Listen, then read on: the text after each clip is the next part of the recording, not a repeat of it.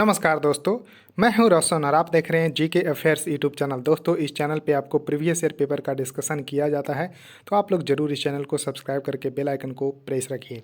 तो जो आज हम पेपर डिस्कस करने वाले हैं वो है एसएससी जीडी का पेपर, जैसा कि 10 जनवरी से पेपर शुरू होने वाला है। तो आप लोग ज़रूर देखिए और अपना नोट्स भी साथ में बनाते चलिए और लगातार रिवाइज करते रहिए। तो 23 नवंबर 2021 को थर्ड शिफ्ट में पेपर हुआ था, उसी को हम डिस्कस करेंगे। जनरल अवेयरनेस के सारे क्वेश्चन को बस ध्यान से देखिएगा। और पीडीएफ चाहिए तो हमारे टेलीग्राम चैनल जुड़ जाइए, वहाँ से आपको पीडीएफ मिल जाएगी, तो डिस्क्रिप्शन में लिंक मिल जाएगा। और देखिए, आपके पास कोई भी क्वेश्चन पेपर होता है तो gkfs25@gmail.com पे ज़रूर भेज दीजिए।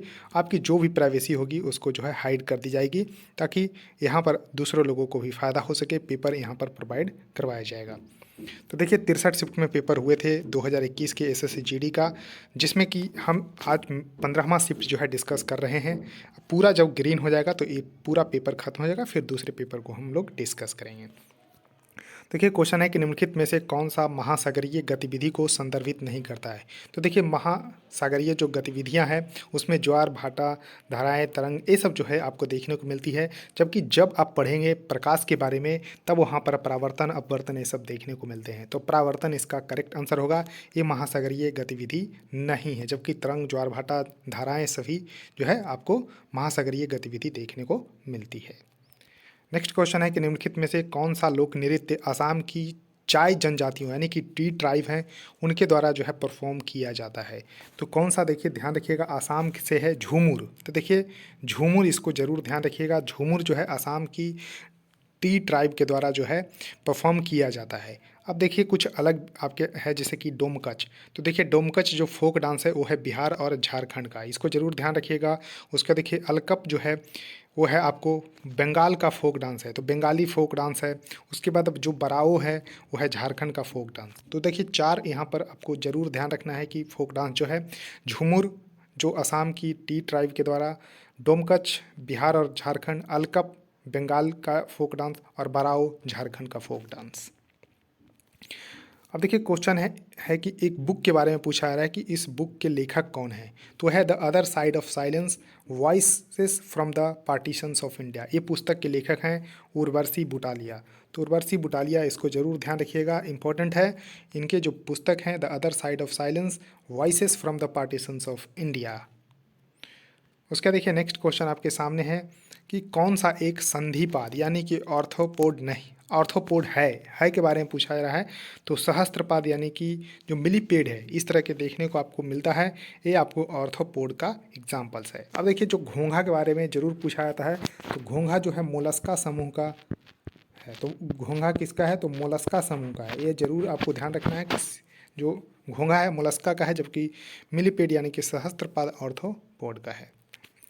क्वेश्चन है कि कब जो है आर्मी डे सेलिब्रेट किया जाता है इंडिया में। तो देखिए, तीनों जो हमारी सेनाएं हैं उसका डे सेलिब्रेट किया जाता है और उससे क्वेश्चन पूछते हैं। तो देखिए, आर्मी डे जो है 15 जनवरी को आर्मी डे सेलिब्रेट किया जाता है। नेवी डे 4 दिसंबर को। इसमें लोग कन्फ्यूज ज़्यादा करते हैं, तो ध्यान रखिएगा, नेवी डे 4 दिसंबर को, जबकि एयरफोर्स डे 8 अक्टूबर को। तो 8 अक्टूबर को एयरफोर्स डे, नेवी डे 4 दिसंबर को और 15 जनवरी को इंडियन आर्मी डे। क्वेश्चन है कि भारत में ब्रिटिश राज्य के संस्थापकों में से एक रॉबर्ट क्लाइव जो है किस वर्ष भारत आया था।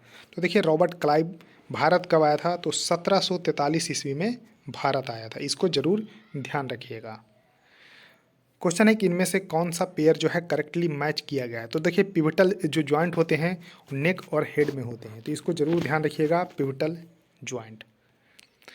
क्वेश्चन है कि इनमें से कौन सी जो है भारत की नदियों को आपस में जोड़ने वाली प्रथम परियोजना है। तो देखिए, जब प्रथम होती है वो अक्सर एग्जाम में आते हैं।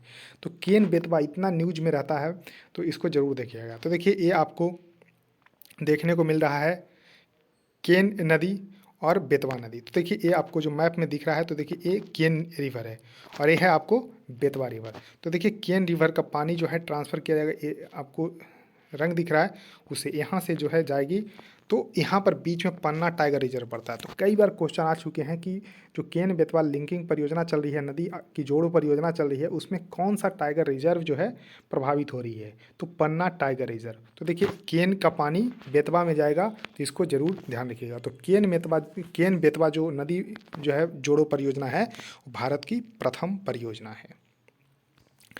क्वेश्चन है कि निम्नलिखित में से कौन सा एक तंतु वाद्य यंत्र है, यानी कि स्ट्रिंग्ड म्यूजिकल इंस्ट्रूमेंट है, तो इसको जरूर देखिएगा। तो जंतर इसका करेक्ट आंसर होगा। अब देखिए क्वेश्चन है कि भारत के स्वतंत्रता आंदोलन के दौरान भारतीय राष्ट्रीय कांग्रेस के एकमात्र अध्यक्ष कौन थे जिन्होंने निर्वाचित होने के बाद भी अध्यक्ष पद से इस्तीफा दे दिया था।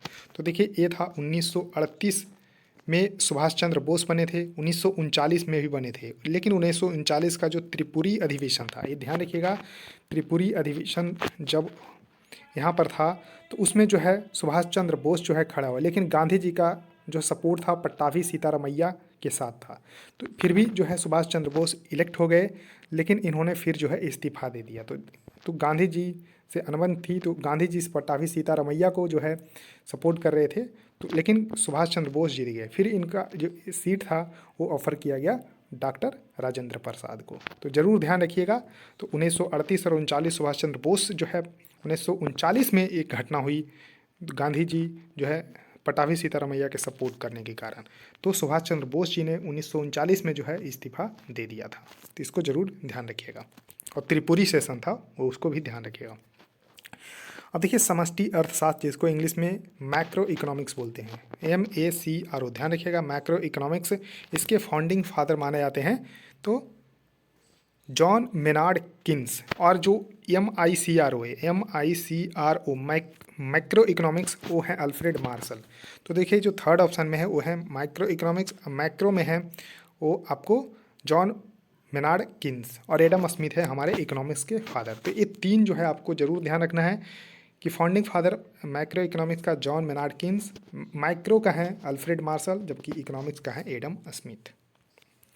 क्वेश्चन है कि ऊंट के बारे में कौन सा कथन गलत है, तो गलत के बारे में पूछा है। देखिए उनका गोबर सूखा होता है, बिल्कुल सही है। वे थोड़ी मात्रा में मूत्र का उत्सर्जन करते हैं और ये स्थलीय आवासों में रहते हैं, जबकि उनके पसीना जो है कम आता है, लेकिन यहाँ लिखा हुआ है कि बहुत आता है, तो ये गलत है।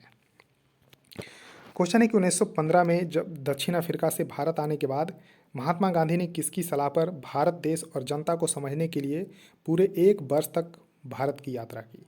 ध्यान रखिएगा कि 1915 में 9 जनवरी को भारत लौटे थे दक्षिण अफ्रीका से महात्मा गांधी जी, इसलिए 9 जनवरी को प्रवासी भारतीय दिवस भी मनाया जाता है। तो उनके पॉलिटिकल गुरु थे गोपाल कृष्ण गोखले। तो गांधी जी के पॉलिटिकल गुरु यानी कि राजनीतिक गुरु कौन थे, तो गोपाल कृष्ण गोखले, ये भी आपको ध्यान रखना है। तो उनके सलाह पर महात्मा गांधी जी 1 वर्ष तक भारत की यात्रा की। उसके बाद 1916 में जो BHU बनारस हिंदू विश्वविद्यालय था, वहाँ पर जो है उन्होंने पहला जो है भाषण दिया था, जनसभा को संबोधित किया था, ये भी आपको जरूर ध्यान रखना है। फिर 1917 में कहाँ, तो चंपारण सत्याग्रह में उन्होंने भाग लिया था, तो ये भी आपको जरूर ध्यान रखना है। क्वेश्चन है कि भारतीय संविधान की प्रस्तावना को जवाहरलाल नेहरू द्वारा संविधान सभा में पेश किए गए उद्देश्य प्रस्ताव पर आधारित है। जी हाँ, 13 दिसंबर 1946 को पंडित जवाहरलाल नेहरू ने यहाँ पर जो है संविधान सभा में एक उद्देश्य प्रस्ताव जो है पास किए थे, जो है पेश किए थे, तो वहीं से जो है प्रस्तावना जो है आधारित है। तो 13 दिसंबर 1946 को। क्वेश्चन है कि किस वर्ष से कबड्डी को एक पूर्ण खेल के रूप में एशियाई खेलों में शामिल किया गया। तो एशियाई खेल यानी कि जो एशियन गेम्स है उसमें 1990 में कबड्डी को पूर्ण खेल के रूप में शामिल कर लिया गया था। क्वेश्चन है कि वर्ष 1932 में महात्मा गांधी ने ब्रिटिश सरकार के भारत की निर्वाचन प्रणाली को जातिगत आधार पर पृथक करने के फैसले के विरोध में किस जेल में भूख हड़ताल की थी। तो पुणे के यरवदा जेल था, पुणे के यरवदा जेल में, और यहीं पर गांधी अम्बेडकर जो है समझौता भी हुआ था, ये भी आपको जरूर ध्यान रखना है। तो यरवदा जेल, पुणे के यरवदा जेल में। क्वेश्चन है कि अक्टूबर 2020 में भारत सरकार ने किसके लिए अवसरों को बढ़ावा देने के उद्देश्य से SERB पावर योजना शुरू की। तो अन्वेषणात्मक अनुसंधान में महिलाओं के अवसर को बढ़ावा देने के लिए SERB पावर योजना शुरू की थी। अब देखिए निम्नलिखित में से कौन 1928 में भारत के लिए संविधान का मसौदा तैयार करने वाले कांग्रेसी नेताओं में से एक थे। तो मोतीलाल नेहरू इसका करेक्ट आंसर हो जाएगा। क्वेश्चन है कि 1944 में, देखिए 1944 में इम्फाल की लड़ाई हुई थी। तो क्वेश्चन यही पूछा जाएगा कि इम्फाल की लड़ाई किस वर्ष लड़ी गई थी, तो 1944 में। इसमें जो है लड़ाई ब्रिटिश सेना और जापानी सेना के बीच लड़ी गई थी। तो उस समय पर भारत पे ब्रिटिश का अधिकार था, तो ब्रिटिश सेना और जापानी सेना के बीच 1944 में इम्फाल की लड़ाई लड़ी गई थी। क्वेश्चन है कि भारत की पहली सी प्लेन सेवा यानी कि समुद्र में जहाज उतरने लगी है अक्टूबर 2020 में, एक गुजरात के केवड़िया जो डिस्ट्रिक्ट है वहीं पर जो है स्टैच्यू ऑफ यूनिटी के नज़दीक जो है शुरू की गई थी। तो ज़रूर ध्यान रखिएगा। क्वेश्चन है कि उड़ीसा के किस जिले में पूर्वी घाट की सबसे ऊंची चोटी स्थित है। तो इस पे थोड़ा सा मुझे जो है लगता है कि एक गलत है, क्योंकि कोरापुट एक अलग डिस्ट्रिक्ट है और यहाँ पर आपको ध्यान रखना है कि गजपति डिस्ट्रिक्ट अलग है। तो गजपति डिस्ट्रिक्ट में ईस्टर्न घाट की यानी कि पूर्वी घाट की सबसे ऊंची चोटी महेंद्रगिरी स्थित है। तो क्वेश्चन पूछा जाएगा कि पूर्वी घाट की यानी कि ईस्टर्न घाट की सबसे ऊंची चोटी का नाम क्या है, तो महेंद्रगिरी। महेंद्रगिरी किस जिला में है, तो गजपति डिस्ट्रिक्ट उड़ीसा में स्थित है। लेकिन यहाँ पर देखिए कोरापुट दिया हुआ है, मेरे हिसाब से एक गलत है, आपको ध्यान रखना है। गजपति डिस्ट्रिक्ट ऑफ उड़ीसा में महेंद्रगिरी स्थित है, जो कि पूर्वी घाट की सबसे ऊँची चोटी है। अब देखिए क्वेश्चन है कि अंतर्राष्ट्रीय मुद्रा कोष के विशेष आहरण अधिकार, स्पेशल ड्राइंग राइट इसको बोलते हैं इंग्लिश में, का मूल्य कितनी मुद्राओं वाली बास्केट ऑफ करेंसी द्वारा निर्धारित किया जाता है। तो देखिए 5 करेंसी उसमें शामिल है, तो 5 इसका करेक्ट आंसर होगा। लेकिन 5 करेंसी शामिल है कौन, तो देखिए अमेरिका का डॉलर है, यूरो है, जापानी चाइनीज़ युआन है, जापान का येन है और पाउंड स्टर्लिंग है। तो 5 क्या रुपी शामिल है, नहीं। तो रुपी से भी क्वेश्चन बनते हैं, तो यहाँ पर आपको ज़रूर ध्यान रखना है। और इसका देखिए जो बेट है कि किस तरह से है, तो यूएस डॉलर का देखिए यहाँ पर 43.38, यूरो का 29, चाइनीज़ का 12, जापान येन का 7.5, पाउंड का 7.44। तो सबसे कम अगर पूछा जाए तो पाउंड स्टर्लिंग का है, जबकि सबसे ज़्यादा यूएस डॉलर का बेटीज़ है। तो इसको ज़रूर ध्यान रखिएगा, इंपॉर्टेंट है। क्वेश्चन है कि क्रिश्चियन कोलमैन, जिन्हें एंटी डोपिंग उल्लंघनों के लिए 14 मई 2020 से 2 वर्ष के लिए निलंबित किया गया, तो एथलेटिक्स से संबंधित है, एक करंट का क्वेश्चन था, ध्यान रखना है। अब देखिए कौन सा यहाँ पर एक अपेक्स लेवल इंस्टीट्यूशंस है जो कि इंडिया में हाउसिंग को कंट्रोल करती है, तो नेशनल हाउसिंग बैंक इसका करेक्ट आंसर होगा। अब देखिए नेशनल हाउसिंग बैंक के बारे में जानिए, तो यहाँ देखिए नेशनल हाउसिंग बैंक इसका करेक्ट आंसर होगा। अब देखिए नेशनल हाउसिंग बैंक यानी कि राष्ट्रीय आवास बैंक एक रेगुलेटरी बॉडी है जिसका स्थापना 9 जुलाई 1988 को हुआ था। 9 जुलाई 1988 को, जिसका हेडक्वार्टर न्यू दिल्ली में है। और शरद कुमार होता मैनेजिंग डायरेक्टर है। शरद कुमार होता इसके मैनेजिंग डायरेक्टर है एनएचबी, नेशनल हाउसिंग बैंक के। क्वेश्चन है कि ओलंपिक गोल्फ टूर्नामेंट में भाग लेने वाली प्रथम भारतीय महिला कौन है। देखिए अदिति अशोक, जो कि टोक्यो ओलंपिक में 4th पोजीशन पे रही थी। लग रहा था कि एक बार की ये मेडल में जीत जाएगी, मेडल पोजीशन में थी, लेकिन अंत समय में एक 4थे पे फिनिश की अदिति अशोक, जो कि ओलंपिक गोल्फ टूर्नामेंट में भाग लेने वाली भारत की प्रथम महिला है। तो ये जरूर ध्यान रखिएगा अदिति अशोक। तो देखिए अदिति अशोक पूछा जाएगा कि किस खेल से संबंधित है, तो गोल्फ से जो है संबंधित है। तो दोस्तों 25 क्वेश्चन थे, 25 क्वेश्चन को मैंने डिस्कस कर लिया है एक एक करके। बस आपको क्या करना है, वीडियो को लाइक जरूर कर दीजिए और शेयर करना है तो कर दीजिए और चैनल को भी सब्सक्राइब कर लीजिए। सो थैंक यू दोस्तों, इस वीडियो में इतना ही, धन्यवाद।